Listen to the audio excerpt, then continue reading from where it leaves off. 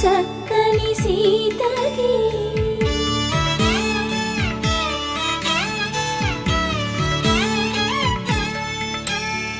పుడతవి పునరేలు విడిచిన పుడమియల్లుడు రాముడే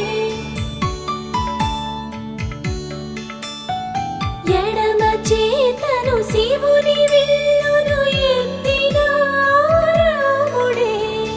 ఎత్తగలడా సీత జడ